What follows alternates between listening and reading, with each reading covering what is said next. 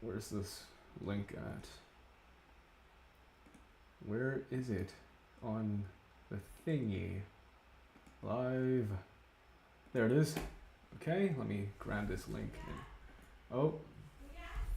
Yeah.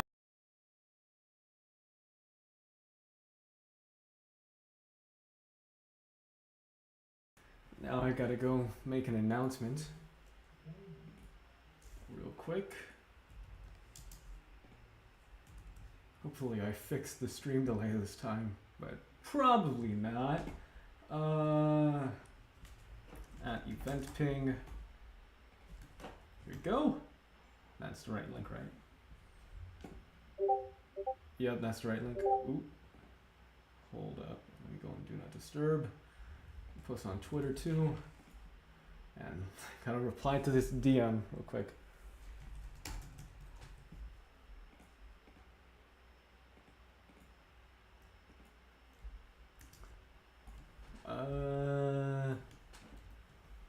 Streaming. Okay. Hello, Yashar, my not biggest fan. Okay. I also think I want to hold up. Okay. So today, oh wait. Hello everyone, I'm Doc7090, and today we are going to be doing the 12 principles of animation. I have a PNG of the 12 principles of animation right here because I don't remember them exactly. Forget to save these, blah, blah, blah. But he made deep looking. Okay. Can I unlist what video? Unlist what video? Where's Rogue Legacy animation? Coming soon, dude. Be patient, be patient.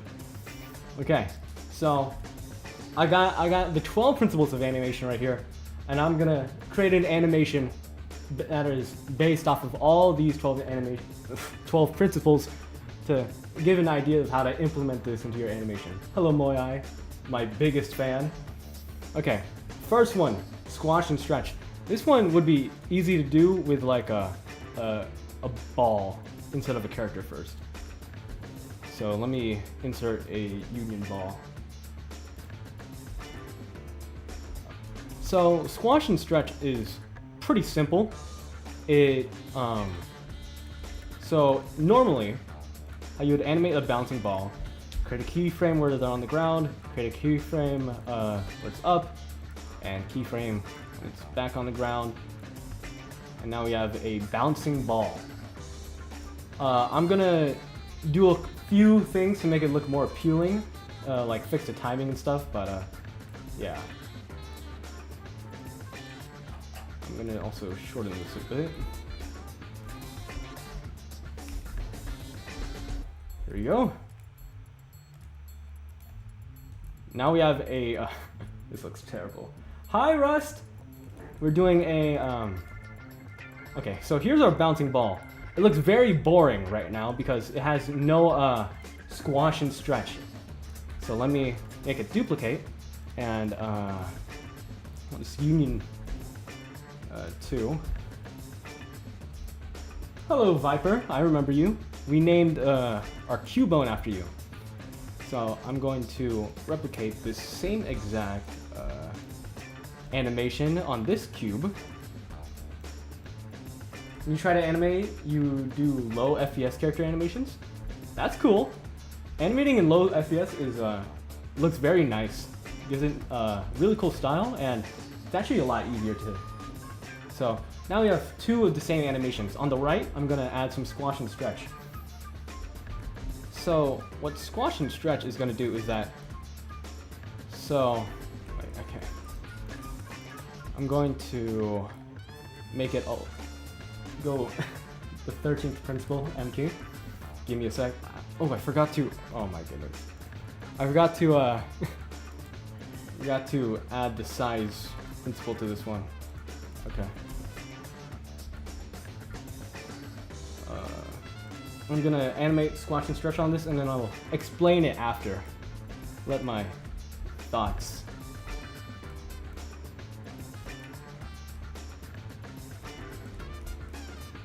There we go.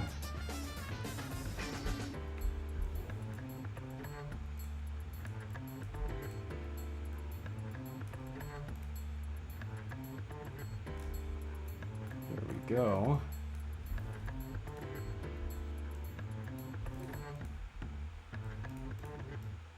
I think I'll make it like do that.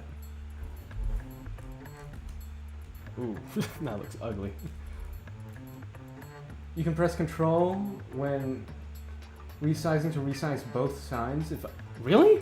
Hold on, wait, what? No, you're kidding. Only that's. Let me try this. I Control. What the fuck? What? Are you serious? Okay. Well, thank you for telling me that. That's very cool.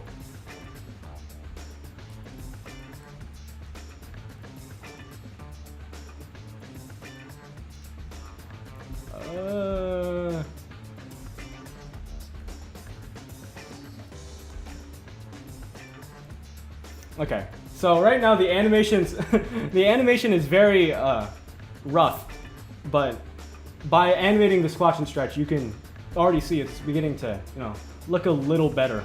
I'm gonna press the M key a bit to maybe save it a bit.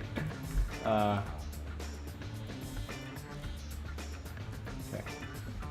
So I did exaggerate squash and stretch a little bit, but by giving it the squash and stretch principle, it feels more alive. Now, I'm pretty sure this is something you all understand already, but we're basically showing the force of the action affect the shape of the object. So right here, it hits the ground, but the only reaction we're seeing from the object is it going up. But realistically, depending on the material of this object, it will squash and stretch a bit, and this, the more solid an object is, the less you exaggerate this. I am so bad at explaining this. Oh my god. Alright. Good night, Kunta. Okay, so actually I'm just gonna animate the actual thing now to sort of show how you'd implement squash and stretch. So basically, for when it comes to animating squash and stretch in your actual animations, I like to think of it as posing. So why are you guys talking about depoking? Vane, why would you say that? Okay, so basically, when you're doing your posing, you have to think of like the silhouette of the pose. I'm gonna animate my character doing a jump. So right here, I'm gonna do a boring jump where he just sort of crouches down. And then he goes up.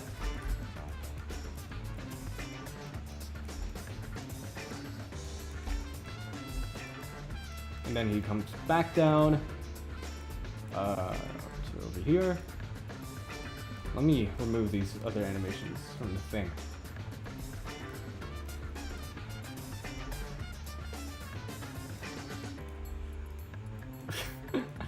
Alright.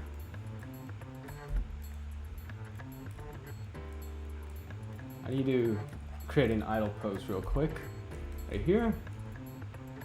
So this is very boring. And the posing suck, but one reason the posing sucks is because the silhouette of the pose, it's boring. It's just lame. It doesn't change much. It's just a box. Now, I'm going to redo this with better posing. So, in the ball, when it hit the ground, when it made contact, it sort of squished out to the side, so it became wider. We're going to do that with our contact pose here.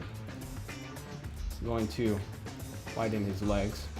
Going to have his arms flare out.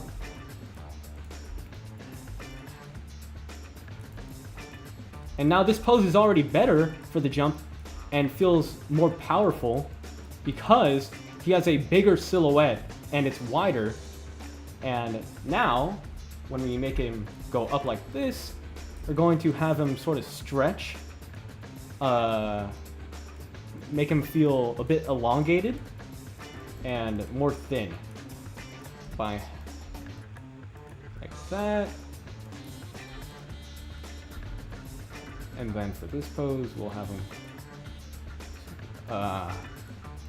This contact pose is going to be a little wide, but not too wide. You lost. That's unfortunate. Thank you for giving us an update on your Ferryman fight in Deepoken.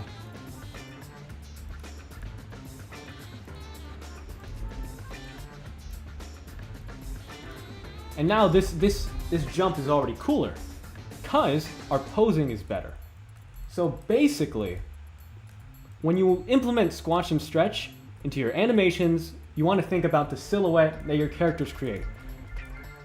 If you, like here, we have a normal box. Here, it stretches out to the side for the silhouette. Here, it thins out, becomes sort of slim, and then it goes back to neutral. That's squash and stretch. I'll get better at explaining it as we go along. I'm kind of warming up right now. Anticipation. This one I can explain. We're gonna make a punch animation for this because I feel like that's the easiest way to explain it. So I'm going to first create an idle pose. Real quick.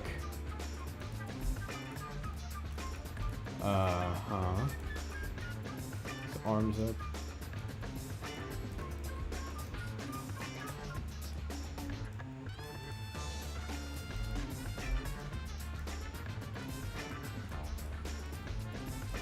And now, I'm going to do this animation without anticipation. It's going to look whack.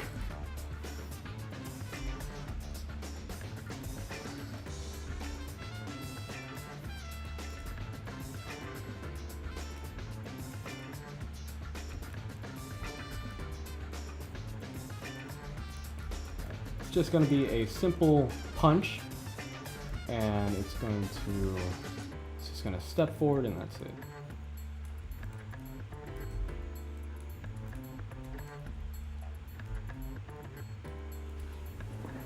What are you guys talking about in chat? It's talking about Deepoken and Type Soul. Where is any of this coming from?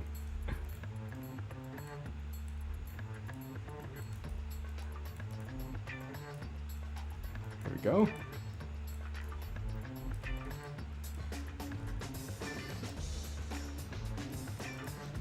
Return back to idle.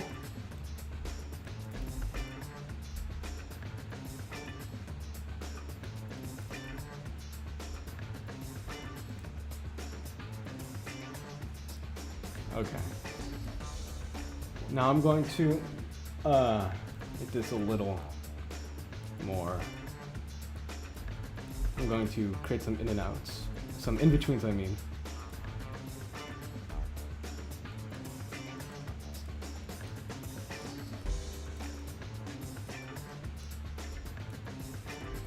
I don't understand how you can rotate and move. I prefer my rotate and move tool more free. Like, I don't understand what you mean. Yeah, a lot of people tend to like low frame rate animations. I can see why. I think, like, the logic behind it is that, because there's less frames, it has your brain sort of fill in the frames, create the in-betweens, and because of that, it's creating like the perfect in-between frames that not even a computer could do. Press Y. Oh, that's what you're talking about. I switch depending on what it is. You know, I just played like 4 hours of Brick Bronze and I got all favorite Poke Friends and you lost. You forgot to save because you lost everything. Oh, that sucks, man. Sorry to hear that, Somi.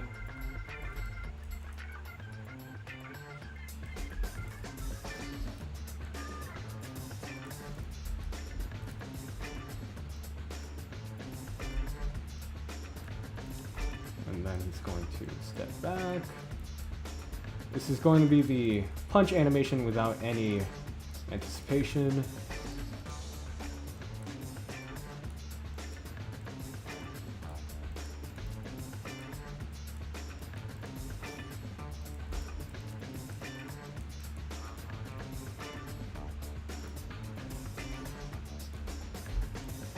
We're gonna add some basic follow through.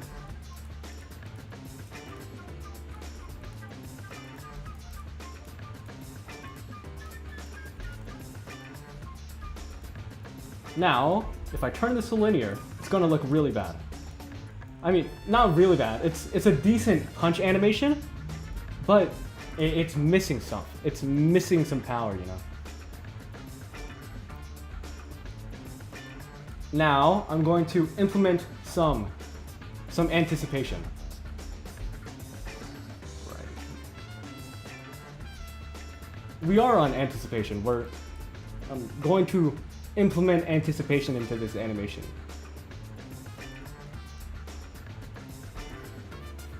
Okay. Actually, this technically is a little bit of anticipation. Nah. Okay.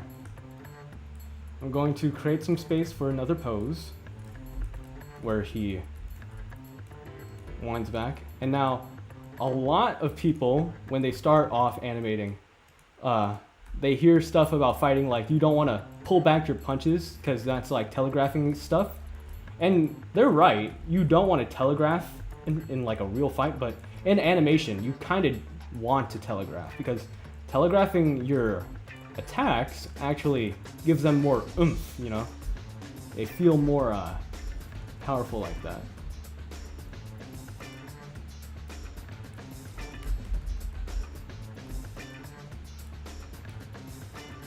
And now, it should look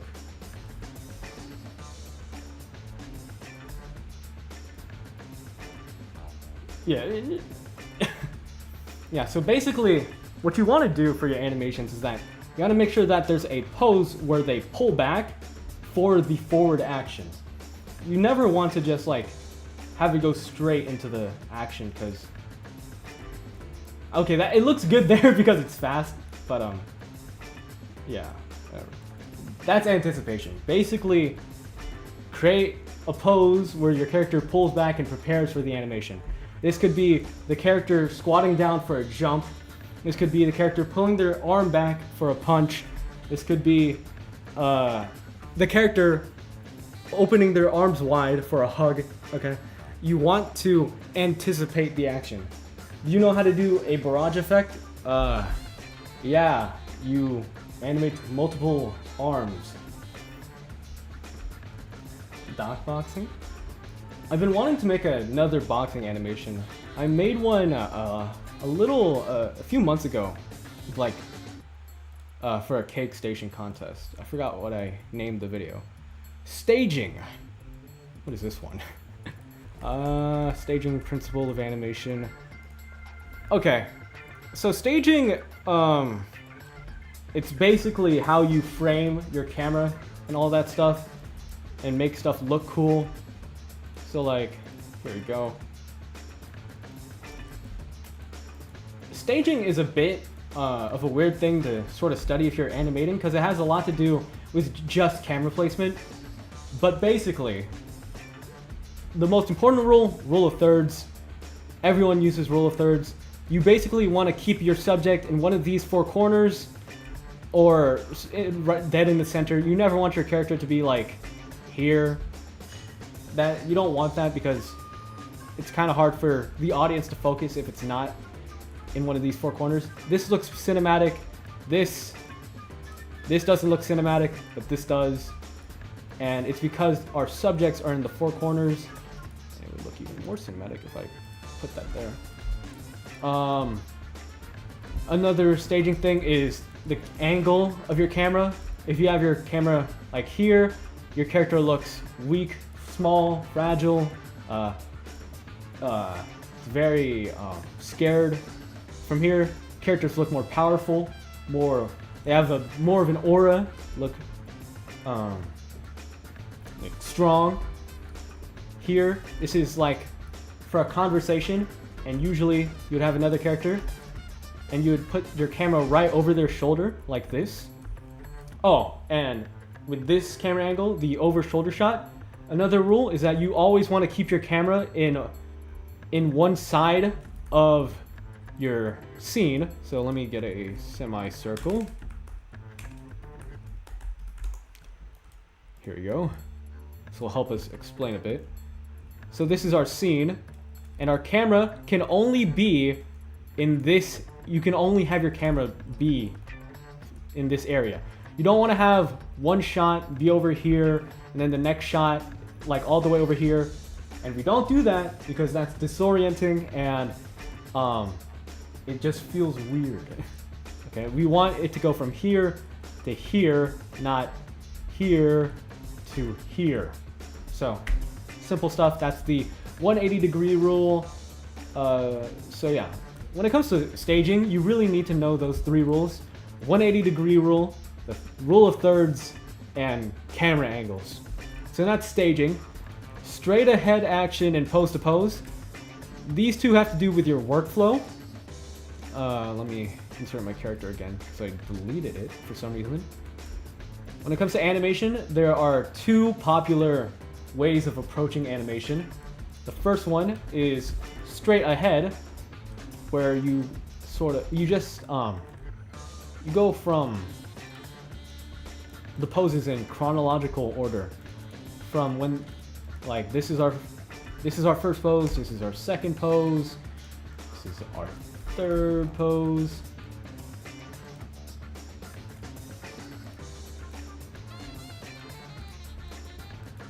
Okay. Okay. Whoa. You're more of a straight ahead type of guy? There's no right way to do it. It's all preference. But they do have cases where one method is more efficient than the other, in my opinion. No right or wrong, just better. I'm a lot more of a pose to pose kind of guy, and I'll explain what pose to pose looks like in a second after I finish this.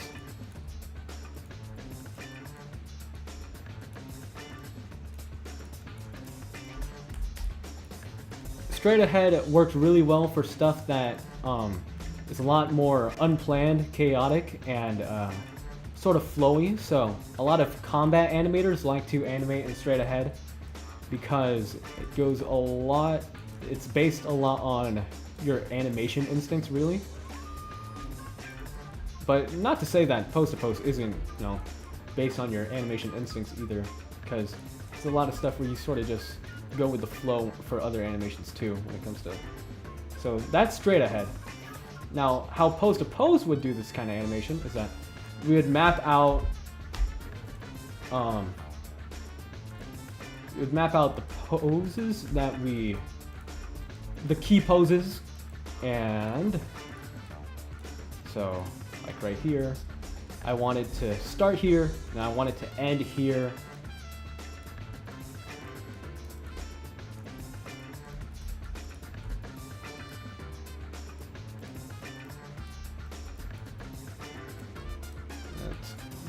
There we go.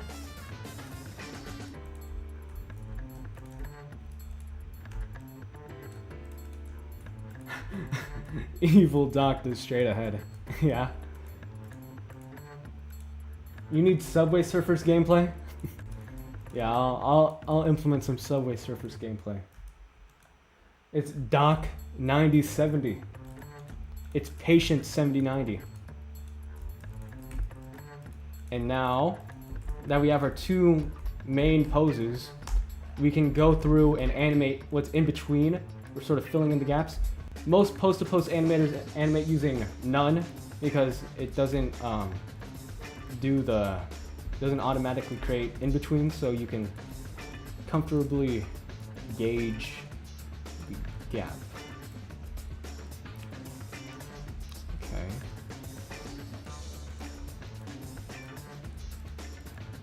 Pose to pose is favored by a lot of people who like to animate story stuff with more storytelling, because it's easier to plan things out and do dialogue in pose to pose, because you can have your key poses hit exactly when the dialogue happens.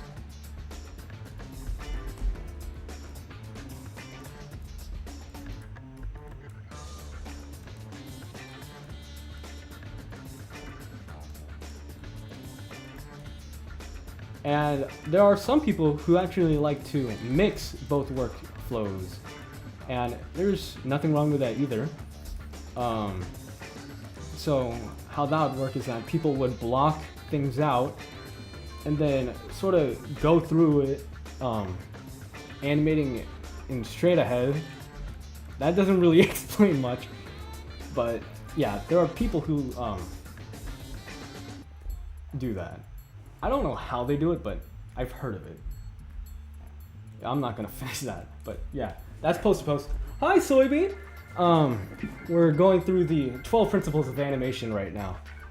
Okay, what's this one? Follow through and overlapping action. How am I gonna animate this one?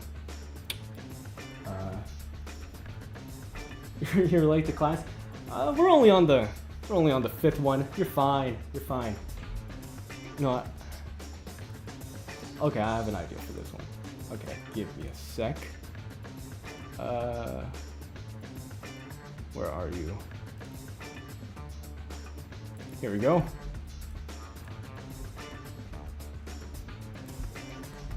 So we're going to animate overlapping action and follow through using the K-rig, because the K-rig has a tail now, which is awesome. Okay. So, I need to search up the actual definition of this because I can't explain this. Follow through and overlapping. Oh, actually, yeah, I got this. Let me create a small animation real quick.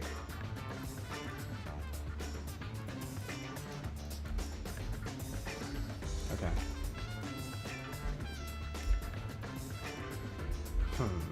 Maybe I could do like a jumping animation. Yeah, that would work. So, this... I'm still using my face rig. Huh. Okay.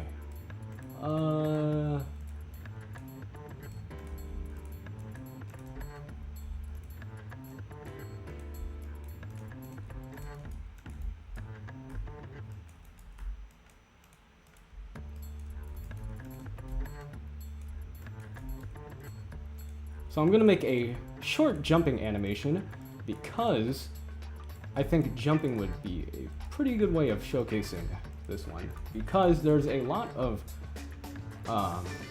sort of dragging limbs in a jumping animation.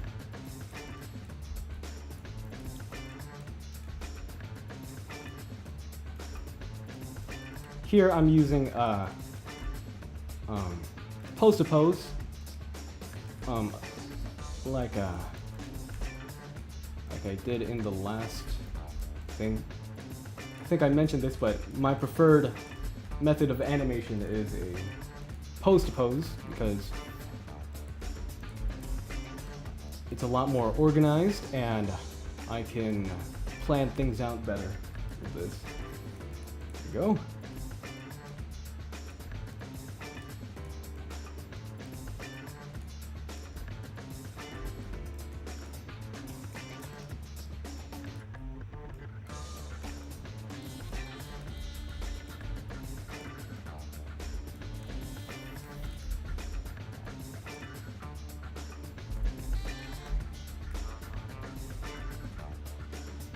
Let me search up what the actual definition of overlapping action is. Animation.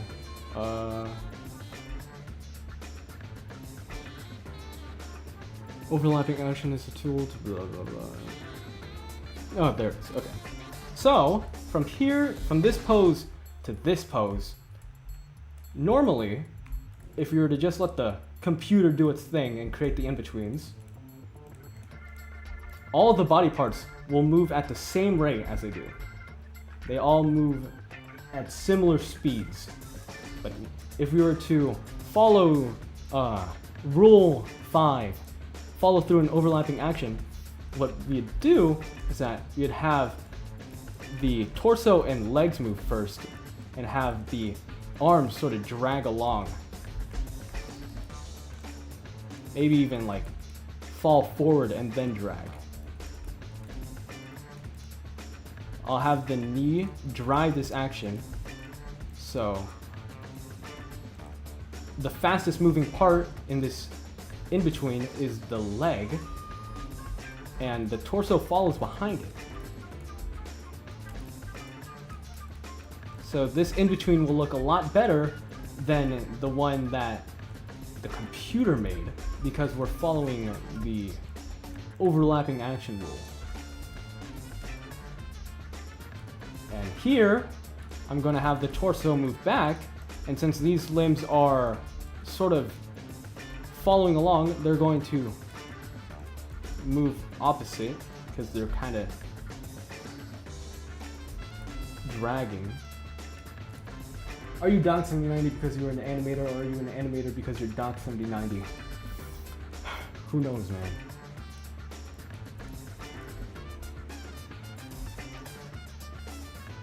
The realest question.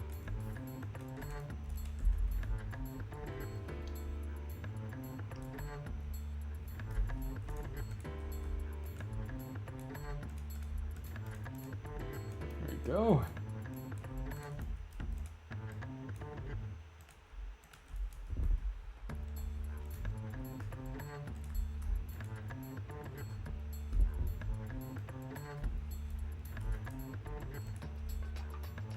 Like in this pose, I have the arms drag behind the torso to give it the overlapping action. How the computer would do this pose is that they would have the arms be parallel to the torso, but I'm going to have the arms drag behind it. There's something about Doc's style of animation that's very unique, like the process or like the overall look of my animation.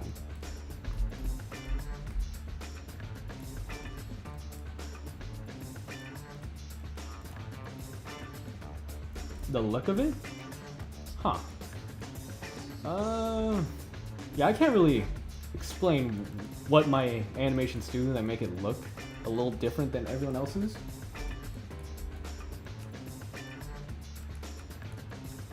I do a lot of storytelling animations, so it might be that my level of character acting is a bit more trained than others, since a lot of people who are in the animation, Roblox animation community do combat animations. Mine are more tailored to character acting and sort of stuff. Why is K being featured in Doc animation stream? Because K has a tail, and I'm going to use that to explain follow through and overlapping action.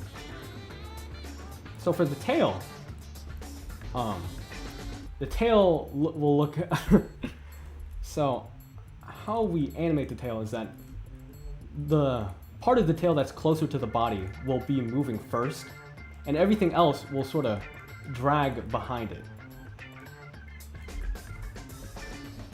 So if the seventh bone, the bone right next to the torso, moves down, or this bone, that moves, there we go, moves down, then all the other bones will sort of drag. Okay, I have no idea why my camera's doing that. There we go.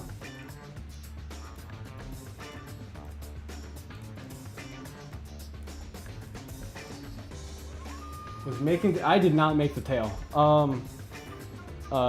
What's their Twitter?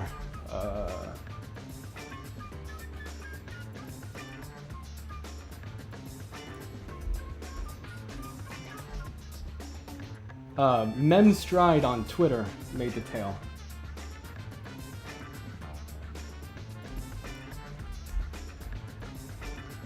And now, if this bone moves this way, the other bones are going to drag behind that.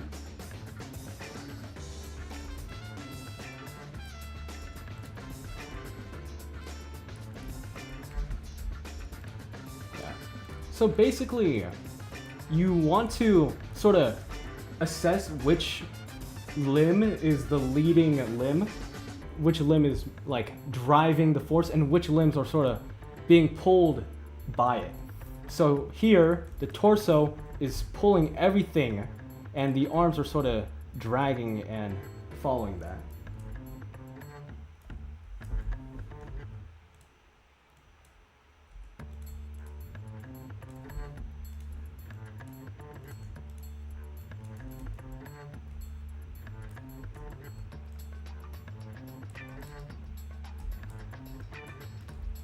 There we go.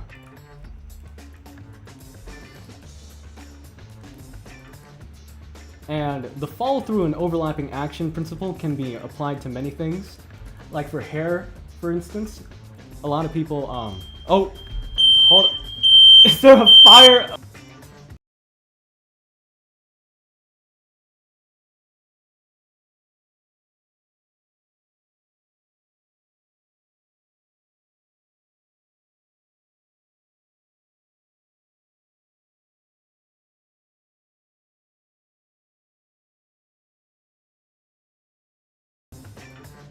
Sorry for that, guys. I'm alright. There's no fire. Fire alarm did go off though. My mom's 7090 is cooking right now, so yeah, I'll respawn if something bad were to ever happen. Very true.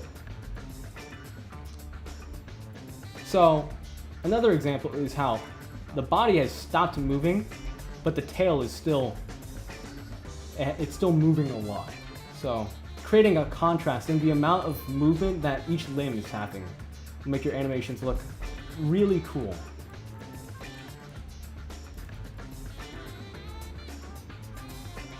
Let me press the M key a bit.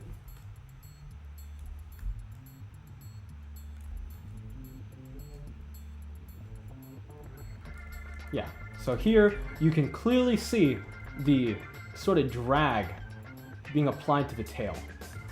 There we go. That is follow through and overlapping action, slow in, slow out. Yeah. Let me create a ball. This one's pretty simple to explain. There are multiple parts. Okay. Rename. Where's... Okay. Ball. Here. So we want this ball to go to the right. This is unappealing. This is boring. This is lame. No one wants to see this. But if we were to create a keyframe where it's at the start a little bit more, and here, create another keyframe where it's moving to the right a bit more, but just a little. We have created slow in, slow out easing. And this is a lot more appealing. Let me press the M key a bit. Here we go. That's more appealing because we're seeing an exchange of energy. Here, it's building up energy. It's building up. What the fuck? What the fuck? Why isn't it playing? Oh. It's building up energy. It uses the energy, then it slows down to release the energy. The 13th principle, the M key. Yeah, bonus tip for anyone who uses Moon Animator. Let me create a short explanation. Let me get a corner wedge so I can explain how the M key works for all the animators here. So here we go. I want to animate my character, my sphere, doing this. Okay. It already exists. Yeah, I like to animate my easings manually. Using the built-in easings is a bit, no. Let's say I wanted to create a jump. I wanted this ball to jump. How Moon Animator calculates the in-betweens is that it's very linear. It goes in a straight line from this pose to the next pose to the next pose. What pressing the M key does is that it creates a pose between a pose. So right here, this is our pose that we're pressing the M key on. It's going to create a keyframe here. It's going to create a keyframe here. It's going to delete the keyframe here so that the pathing is rounded. It cuts off the sharp points by creating 2 points and deleting the sharp point. So by pressing the M key, we're essentially rounding off this triangle and turning it into a sort of semi-sphere. That's what the M key does. Fun little fact for anyone who uses Moon Animator. And now back to lesson. Slow in, slow out. I guess this sort of goes along with the anticipation. Like, the overall speed of your animation should slow in, slow out. Like, it should have a slow anticipation. I'm going to do a rough animation.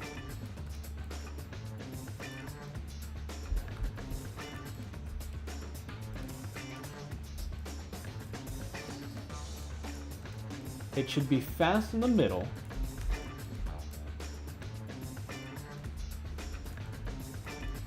One day you will need someone to make a full Moon Animator shortcut tutorial. I would do that, but like, I don't even know if I know all the Moon Animator shortcuts. I also don't think I have the energy to do a full Moon Animator shortcut tutorial.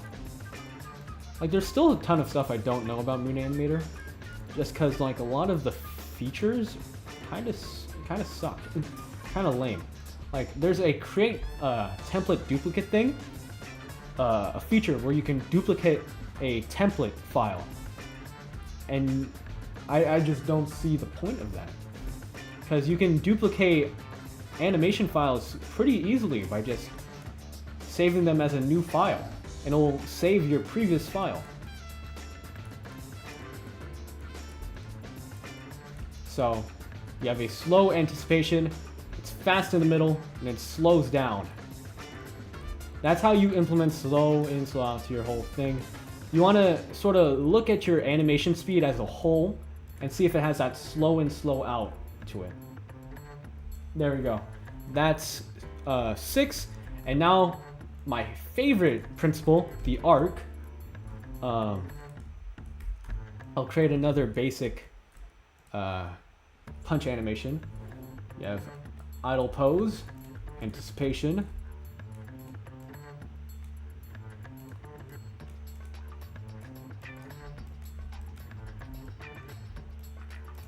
and then the action.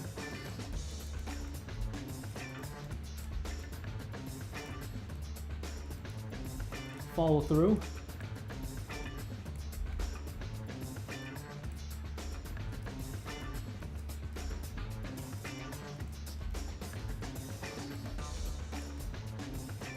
Okay, that is really fast, so I'm going to just...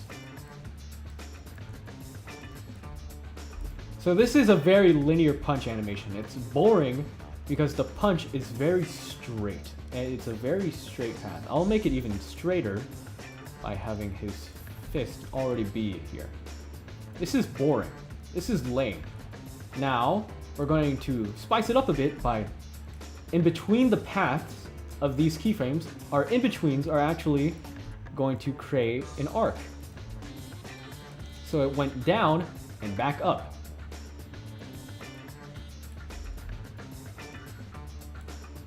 And for this in between, he's going to bring his shoulder up and create another arc. Then when he follow through, he's going to bring his shoulder down again for another arc.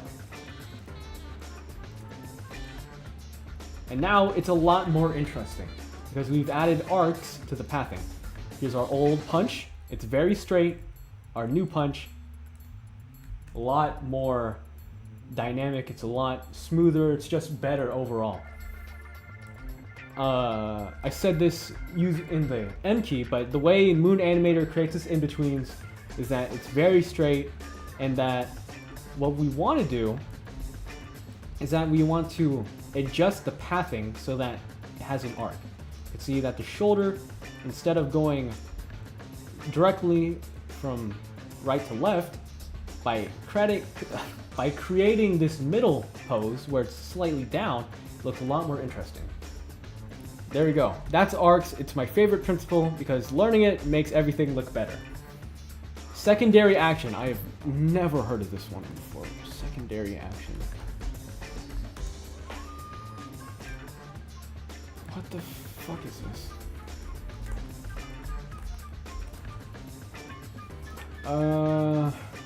Secondary animation is an additional animation that emphasizes... What? Oh. Okay. So this one is sort of like... this one's exactly like overlapping animation. What? How is this different from overlapping animation? Doc, you realize 3D animation sometimes skips animation principles? I don't think so. Actually, wait. You actually might be right. What is solid drawing supposed to be?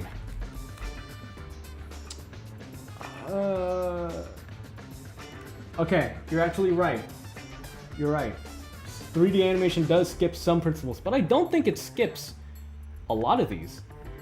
I think secondary action and overlapping action are just the same thing. What? What is this supposed to be? Okay, let me watch it. Let me watch a YouTube video. I have never heard of this. Hey, it's me, your skin. Okay. I want to feel extra clean. Okay, but will it Servi. leave me tight or straight? This video is based on the 12 principles of animation Yeah. as described by Frank Thomas and Ollie Johnston. Okay. Okay, the next principle is called secondary action. All This right. principle is often associated with overlapping action, although according to Frank and Ollie, it means something very different. So it's not Secondary overlapping action action. describes gestures that support the main action to add more dimension to the character animation. That sounds like For overlapping example, action. a character may be walking angrily. The primary action is the legs, and the secondary action is everything else. The arms swinging, the head What? bobbing, and the facial movements. Huh? Let's say a character is about to knock on a door. The secondary action of the other hand will communicate what kind of door knocking this is. If it's Are you a fist, serious? it makes him look angry. If it's dainty, it gives him a graceful, happy vibe. If it's tucked close, while the head looks back, Okay. I got it. Okay, I get it. Okay, I get it. Secondary action.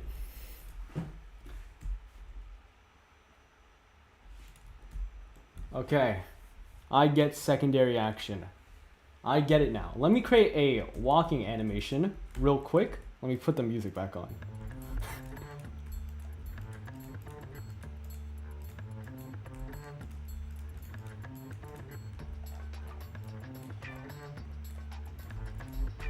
Go.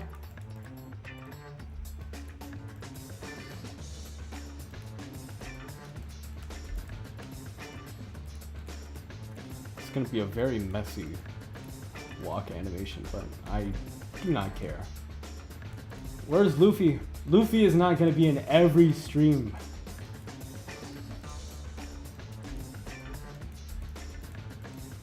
Luffy is gone. Hi, Drippy Lad. My biggest fan. Is that for real? Okay. This is disgusting. What is this? Okay.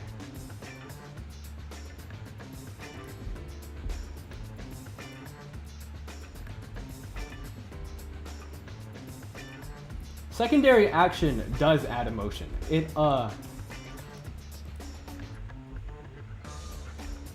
Yeah. Luffy is somehow brought up every time. I don't know why. Okay. This is a terrible walk animation. I hate it. So, right now, this is a normal walk animation. Secondary action is what you do? What is it that you do, Rust?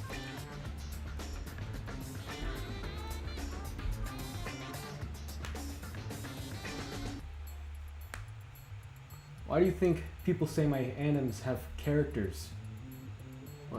What? What? Yes, yes, Rust, your animations do have characters. There's a character right here. Your animation has character. Okay. So basically, our secondary animation is like this. Right now, this is a normal walking animation, but our secondary action is going to be him looking around. This head is acting independently from the main action, and it doesn't. This is disgusting. Oh. So now he looks a bit stupid, but now this animation is more like a guy who's like, you know, he's scared, he's worried, he's paranoid, he's looking around, there's something watching him or something. So the head is the secondary action, and it's acting against the current primary action. That is secondary action. Okay, that's what I think secondary action is. I could have made his head nod. I could have, but whatever. Timing. I do have headphones on. What is on this? Okay. Timing. Timing is a very important principle that I am not searching up the definition.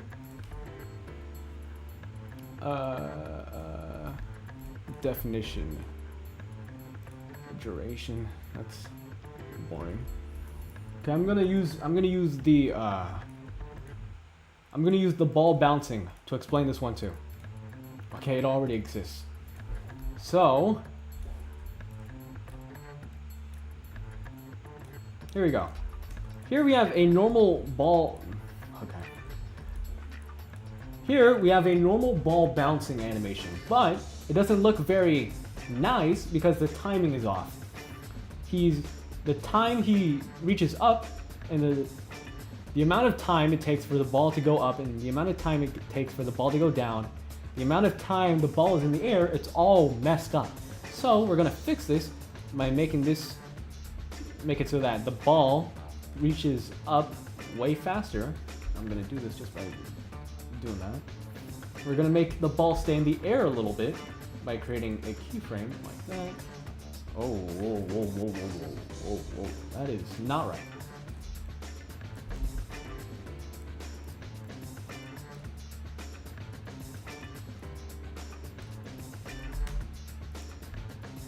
And now the ball bouncing looks more appealing because we fixed the timing. The ball stays on the ground way less than the amount of time. Okay. I hate talking. I hate talking so much. The amount of time the ball is on the ground is shorter than the amount of time the ball is in the air. That's timing. So when you're animating, try to think of, I want this action, I don't know, man. Just timing. Okay, what's the next one? Exaggeration. This one's a good one too. This one's a really good one. I will make a punch pose. Exaggeration has a lot to do with posing, but it can be applied to basically everything else. This is a punching pose. There's nothing wrong with this punching pose necessarily, but if we want this pose to look more powerful, we exaggerate it a bit. Everything's very stiff, it's linear. And now I'm going to have him lean into the punch a bit. I'm going to have his arm be pulled back to sort of create a stronger silhouette. I'm gonna have one of his legs be sort of like up and bent while he's lower on the ground. It's overall a more exaggerated pose because he's leaning into it a lot more than he needs to. So, yeah. Here we go. This pose is more exaggerated because it has a much bigger silhouette and you just swing like a Street Fighter character. Yeah, Street Fighter animations are pretty good because they're basically just key poses and the in-betweens are very, very short. That's exaggeration. Exaggeration can also be applied to the speed of your animations. Like a normal punch wouldn't be as fast as some punches we do in animation. Unless you're like, I don't know.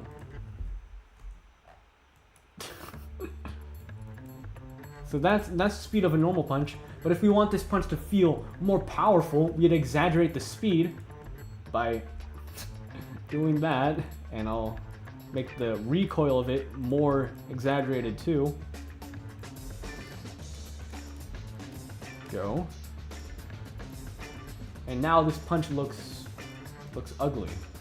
Now this punch looks better. There. Well, I have two more. Is there even a way I can explain solid drawing in 3D? Solid drawing. Solid drawing is the animation principle which makes the drawing look three-dimensional and believable with volume, weight, and balance. This requires blah blah blah.